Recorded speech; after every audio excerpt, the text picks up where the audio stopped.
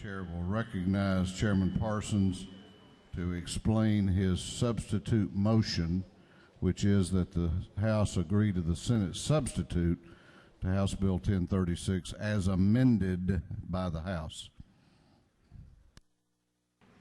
Thank you, Mr. Speaker. Ladies and gentlemen of the House, Representative Hitchens brought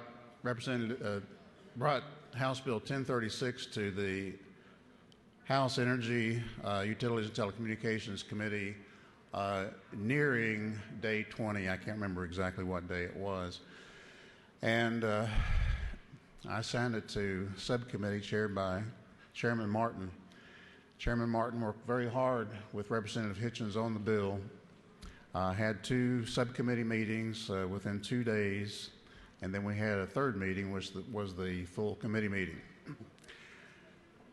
What Representative Hitchens brought to us, what he presented to us that he wanted to do, and this was to help his constituents down in the coastal part of the state, was basically two things. He wanted a moratorium on eminent domain that would remain in place, or go in place, remain in place until June 2017.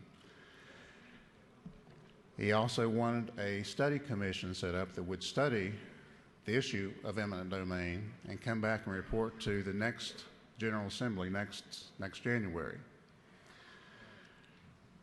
There was additional language in the bill that he spoke to briefly a few minutes ago that does not relate to eminent domain. As I recall it, Representative Hitchens didn't present that in either subcommittee meetings. I know they didn't present it in the full committee. So we worked with Representative Hitchens, perfected a bill that we passed out. I expressed to Representative Hitchens on the day we passed the bill out of full committee that it's not good policy, it's not good energy policy, it's not good legislative policy to address these kind of issues on a one-by-one basis. You know, if everybody comes to General Assembly when there's some kind of an issue in their part of the state or in their district that requires eminent domain laws to be changed, you know, that's all that we're going to do. That's why we have a process set up. But I also expressed to him that I appreciate what he's doing, because what he was trying to do with those two issues, the moratorium on eminent domain and setting up the study committee, even though in my opinion it's not good policy to do that individually when people have different problems, and I applauded him for doing it for his constituents, because that's what we're here for. That's why we represent people in our district. And I remember even saying that you know, if you can't do things like that for your people, then what are you good for? If you can't come and try to do something for them, then we're not accomplishing a whole lot. You know, good policy and doing the right thing for your people is not always necessarily the same thing. So we agreed, and I told the committee members then that was my opinion on policy, but do what you want to do, what you think is right. And they decided, I think we might have had one negative vote, as I recall, but by and large, the committee voted with Representative Hitchens on those two issues, the moratorium on eminent domain until June 2017, and to set up the study commission. And that passed, and Representative Hitchens brought it here to the House, presented it, and I don't remember him saying a thing about wanting to put this other language back in the bill. In fact, it was Chairman Martin's and my understanding that when that bill left the House, it was our distinct understanding that at the least, we can't control what they do in the Senate, but at least he would object to it. And it's my understanding that he didn't.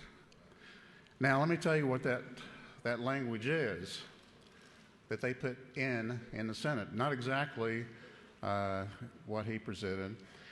It says the environmental, and this is the Senate substitute I'm reading from. This is what he is wanting to agree to. The Environmental Protection Division Here again, this is in addition to those two issues I just talked about. The Environmental Protection Division of the Department of Natural Resources shall not accept any applications for or issue any permits provided for in the code section, and no state officer, official, or employee or any state agency, department, commission, or committee shall issue any approval, permit, or document necessary for the construction of a pipeline, including but not limited to the granting of any easement, deed, or license. That goes way beyond what we passed out of committee. It goes way beyond what he brought here and was passed out of the House.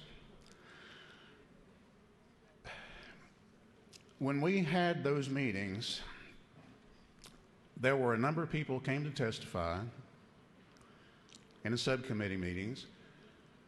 I think with the exception of one young lady who writes for some kind of an environmental paper, as I recall, everyone that I remember presenting testimony, it was about eminent domain.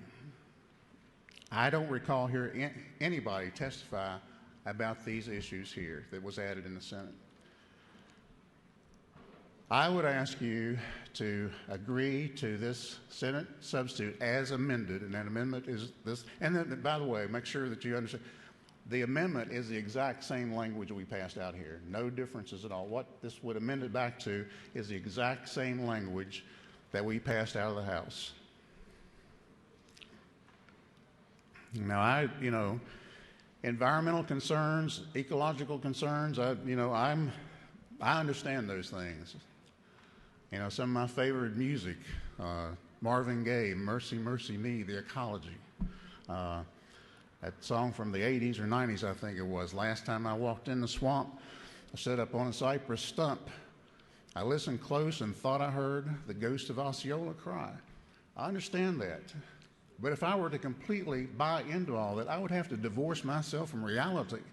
And the reality is we have to have eminent domain. There has to be times when highways, roads, bridges, and pipelines, water lines, all kinds of things have to be done. So we have to be very careful about this. So what he's taken is we have here. What has come back from the Senate is legislation that, in addition to the two things you agreed to, the moratorium on eminent domain for petroleum pipelines until June 2017, and the study commission, and a bill to help his people down in the coastal Georgia, which we agreed that's a bill to help his people down in coastal Georgia. What has become is a bill that is anti-business and anti-property rights, taking away those people's rights to negotiate and agree and sell their land, and that's just not right. Ladies and gentlemen, I would ask you to agree to the Senate substitute as amended by the House. Mr. Speaker, I yield the will.